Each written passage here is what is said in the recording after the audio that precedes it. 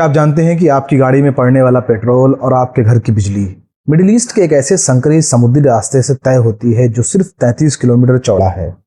अगर दुनिया का सबसे बड़ा एनर्जी कॉरिडोर यानी स्ट्रेट ऑफ हॉर्मूज पूरी तरह से ब्लॉक हो जाए तो क्या भारत और दूसरे पड़ोसी देशों में पेट्रोल मिलना बंद हो जाएगा, या हमारे पास इसका कोई बैकअप प्लान मौजूद है? और दुनिया का 25% तेल इसी एक रास्ते से गुजरता है, लेकिन क्या आप जानते हैं कि इसके बंद होने से डॉलर का रेट और हमारे रुपयों की कीमत अचानक क्यों गिर सकती है? आज के इस वीडियो में हम इस कॉम्प्लेक्स सप्लाई चेन को समझने की कोशिश करेंगे। हेलो दोस्तों, स्वागत और खैर मकदम है आपका हमारे चैनल बियॉन्ड बॉर्डर्स में। दोस्तों, दुनिया की इकोनॉमी यानी अर्थव्यवस्था एक ऐसी पटरी पर दौड़ती है जिसका सबसे बड़ा ईंधन है क्रूड ऑयल यानी कच्चा तेल। लेकिन क्या आप जानते हैं कि इस पूरी दुनिया का तकरीबन 25% समुद्री तेल व्यापार और 20% LNG यानी लिक्विफाइड नेचुरल गैस सिर्फ एक छोटे से समुद्री रास्ते से होकर गुजरता है, और इस रास्ते का नाम है स्ट्रेट ऑफ हॉर्मुज, जिसे हिंदी में हॉर्मुज जलडमरूमध्य और उर्दू में आबनाए हॉर्मुज कहते हैं। उत्तर में ईरान और दक्षिण में ओमान के बीच घिरा हुआ ये पानी का हिस्सा अपने सबसे पतली जगह पर सिर्फ 33 किलोमीटर चौड़ा है, लेकिन इसकी डिप्लोमेटिक अहमियत इतनी ज़्यादा है कि अगर यहाँ एक छोटी सी हलचल भी हो तो उसकी गूंज पूरी दुनिया में सुनाई देती है। हाल ही में यूएस, इजराइल और ईरान के बीच बढ़ते जियोपॉलिटिकल टकराव और मैरीटाइम चोक पॉइंट डिसरप्शंस के दौरान जब इस इलाके में तनाव देखा गया तो पूरी दुनिया की एनर्जी मार्केट्स में एक शॉक वेव दौड़ गई। लेकिन सवाल ये है कि इतना अहम रास्ता अगर पूरी तरह से ब्लॉक हो जाए तो हमारे अपने इलाके यानी भारत और दूसरे पड़ोसी देशों में इसका क्या असर होगा? दोस्तों, इस पूरे मामले को समझने के लिए पहले उस जगह की ज्योग्राफी को देखना होगा जहां स्ट्रेट ऑफ हॉर्मुज स्थित है यानी लोकेटेड है। पर्शियन गल्फ यानी फारस की खाड़ी के अंदर जितने भी बड़े ऑयल प्रोड्यूसर्स यानी तेल का उत्पादन करने वाले देश हैं, जैसे सऊदी अरब, इराक, यूएई, कुवैत और कतर, इनके पास ओपन ओशन यानी खुले समुद्री रास्ते से निकलने का सिर्फ एक ही रास्ता है और वो है straight of Hormuz. Geographically Iran इस पूरे नॉर्दर्न कोस्ट यानी उत्तरी तट को कंट्रोल करता है, जबकि इसका सदर्न टिप यानी जो दक्षिणी छोर है ओमान का मुसंदन पेनिनसुला है। हालांकि ये पूरा वाटरवे यानी पानी का रास्ता लगभग 167 यानी 167 किलोमीटर लंबा है, लेकिन इंटरनेशनल मैरीटाइम कानून के मुताबिक जो कमर्शियल शिपिंग लेन्स हैं वो सिर्फ 3-3 किलोमीटर चौड़ी हैं, एक लेन आने के लिए और एक लेन जाने के लिए, जिनके बीच में एक छोटा सा बफर जोन होता है। इसका मतलब यह है कि पूरी दुनिया के सबसे बड़े सुपर टैंकर्स को बेहद संकरे यानी तंग और रिस्ट्रिक्टेड पानी से होकर गुजरना पड़ता है। अब सबसे बड़ा सवाल ये उठता है कि क्या इस रास्ते का कोई ऑल्टरनेटिव यानी विकल्प मौजूद है?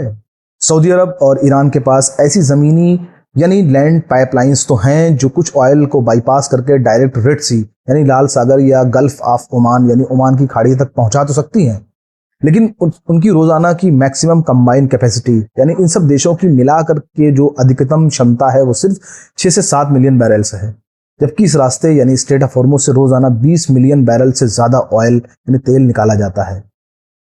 इसका सीधा मतलब यह है कि लॉजिस्टिकली स्ट्रेट ऑफ हॉर्मुज का कोई कंप्लीट ऑल्टरनेटिव फिलहाल पूरी दुनिया में मौजूद नहीं है। अब आते हैं पड़ोसी देश। सबसे पहले बात करेंगे पाकिस्तान की। तो पाकिस्तान के लिए ये सिचुएशन थोड़ी अलग और काफ़ी सेंसिटिव है। पाकिस्तान अपनी ज़रूरत का 70% से ज़्यादा रिफाइन और क्रूड पेट्रोलियम प्रोडक्ट इंपोर्ट करता है, और उसका एक बड़ा हिस्सा सीधे खाड़ी देशों खासकर सऊदी अरब और यूएई से आता है। पाकिस्तान पर इस ब्लॉकेट का सबसे पहला असर इकोनॉमिक फ्रेजिलिटी यानी आर्थिक कमजोरी और बैलेंस ऑफ पेमेंट पर पड़ेगा। पाकिस्तान पहले ही फॉरेन एक्सचेंज रिजर्व और इन्फ्लेशन यानी महंगाई की बड़ी चुनौतियों से गुजर रहा है। ऐसे में अगर ग्लोबल लेवल पर तेल की कीमतें बढ़ती हैं तो इंपोर्ट बिल का बहुत बड़ा बोझ इकोनॉमी पर आ जाएगा, जिसके चलते वहाँ की घरेलू मार्केट में ईंधन और बिजली की भी कीमतें बढ़ सकती हैं। लेकिन इसका एक दूसरा पहलू ज्योग्राफिक प्रॉक्सिमिटी यानी भौगोलिक निकटता भी है। पाकिस्तान के बंदरगाह जैसे कि कराची, पोर्ट कासिम और ग्वादर स्ट्रेट ऑफ हॉर्मुज के बेहद करीब गल्फ ऑफ ओमान के बिल्कुल मुहाने पर यानी बिल्कुल उसके सिरे पर लोकेटेड है। इस नज़दीकी का मतलब ये है कि अगर इस पूरे मैरीटाइम जोन में सिक्योरिटी रिस्क यानी सुरक्षा से जुड़े हुए खतरे बढ़ते हैं तो कमर्शियल जहाज़ों के लिए वॉर रिस्क इंश्योरेंस फ्रेट काफ़ी ज़्यादा बढ़ जाता है। अब सवाल ये है कि ये वॉर रिस्क इंश्योरेंस फ्रेट क्या होता है? इसको आप आसान भाषा में यूँ समझ सकते हैं कि ये ख़ास तरह का इंश्योरेंस होता है जो माल ढुलाई के दौरान युद्ध, आतंकवाद, समुद्री डकैती या सियासी उथल पथल के कारण होने वाले नुकसान से बचाता है। सामान्य मरीन यानी समुद्री बीमा में युद्ध से जुड़ा हुआ नुकसान कवर नहीं किया जाता है, इसलिए इसे अलग से लेना पड़ता है। अब ऐसे तनाव भरे हालात में जो जहाज इस इलाके में आएंगे और यहाँ से गुजरेंगे, उनकी इंश्योरेंस कॉस्ट बहुत बढ़ जाएगी और इससे हर तरह का इंपोर्ट और एक्सपोर्ट महंगा हो जाएगा। हालांकि पाकिस्तान के पास एक डिप्लोमेटिक एडवांटेज भी है। पाकिस्तान के ईरान और गल्फ यानी खाड़ी के अरब देशों दोनों के साथ बहुत पुराने ताल्लुकात हैं। इस वजह से पिछली क्राइसिस के दौरान भी देखा गया था कि पाकिस्तान ने दोनों साइड्स के बीच हमेशा डिप्लोमेटिक बैलेंस बनाए रखने की कोशिश की है ताकि उसकी अपनी शिपिंग लाइंस सुरक्षित रह सकें। दुनिया के इस सबसे बड़े एनर्जी कॉरिडोर का ब्लॉकेड या इसमें तनाव ये सब साफ दिखाते हैं कि आज की मॉडर्न ग्लोबल इकोनॉमी कितनी इंटरकनेक्टेड यानी एक दूसरे से जुड़ी हुई है। एक तरफ जहां भारत अपनी सप्लाई डाइवर्सिफिकेशन और स्ट्रेटेजिक रिजर्व के बल पर इस तनाव के असर को कम करने की सलाहियत यानी क्षमता रखता है, तो वहीं दूसरी तरफ पाकिस्तान के लिए इकोनॉमिक और डिप्लोमेटिक मैनेजमेंट का एक बहुत कड़ा इम्तिहान बन जाता है।